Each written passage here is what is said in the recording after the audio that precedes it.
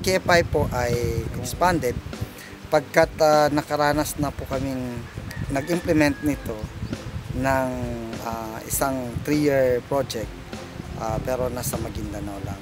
Ngayon, pumasok kami sa Sultan Kudarat at ito nga, naipasok namin yung coffee products. Makikita natin sa kape yung maraming success history pagkat yung karanasan ng mga magsasaka ay watak-watak o hindi sila sama-sama. Kanya-kanya yung production, kanya-kanya yung marketing, at pagpasok natin na consolidate ito through consolidated marketing at saka through cluster.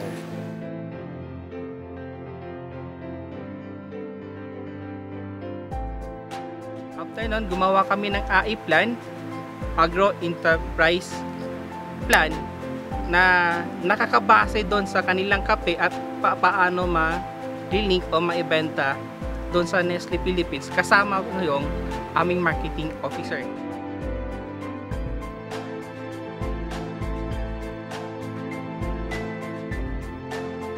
Noon, hindi pa kami naturuan kung paano namin ibenta yung aming mga produktong kape. Medyo nagkahirap-hirap kami.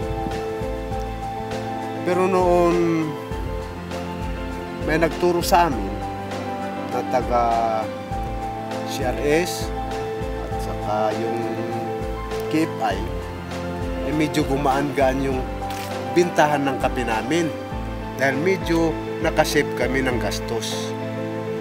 Kasi yung konti, pwede na pala dalhin sa Nestle.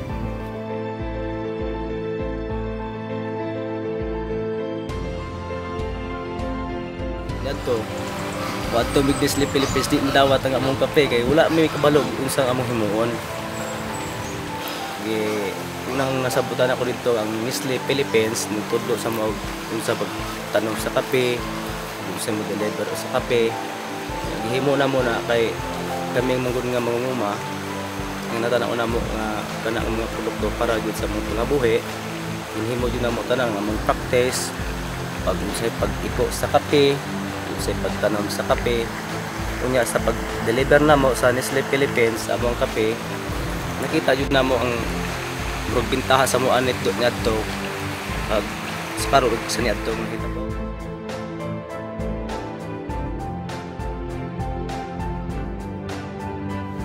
Una nakakuha kami sa mga advice sa sa KFI kag sa Katuntaya na kung paano i-sorting ang kape nga mahimo nga isa ka himuan sa Nestle. Sorting na mo, ginakuha na mo ng mga broken, ang mga ito para good. Especially kung aton nga tanaw ng aton nga kape nga para makasulod sa Nestle is yung moisture niya. Kasi nakaranas kami na pumunta ng Nestle na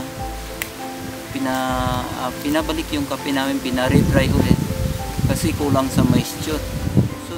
Na-delay yung oras namin doon sa pagbibinta kasi dapat mga 1 day lang kami sa Nestle Gensan. Kami abot ang Nestle pagbalikyan mo abi na kulang man is pagka-dry. Diyan may pabulad mi. Tunga sa adlaw pag yon. Kuman ito pag magbulad ito gipare-dry kanang ipabugnaw pag siya. Kaya di man daw ato nila dili pabugnawon isakig. Matong pagka bugnaw na usap pa nang ibaligya sa Nestle. Para sa ato nga nagaplano nga mag-deliver mas Nestle, ginahangan gyud insakto sa uga, limpyo para nga ma-qualify ang atong kape nga makuha grade 1 ang atong bugas nga kape. Nga dili na ta magbalik-balik pa kay sakto na ang atong kape sa kaugahon.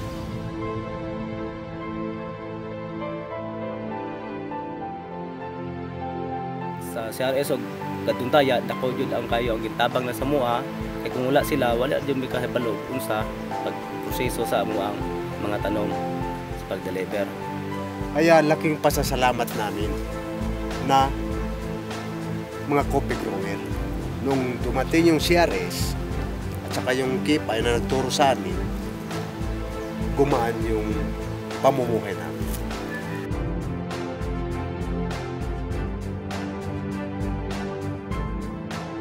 So nung last year na nangyari na yon, so naka-deliver kali at laking pasalamat namin, nakita namin doon sa pag-deliver namin na wala na nabalik na kape. So luckily ang Bagong Bayan farmer na coffee ay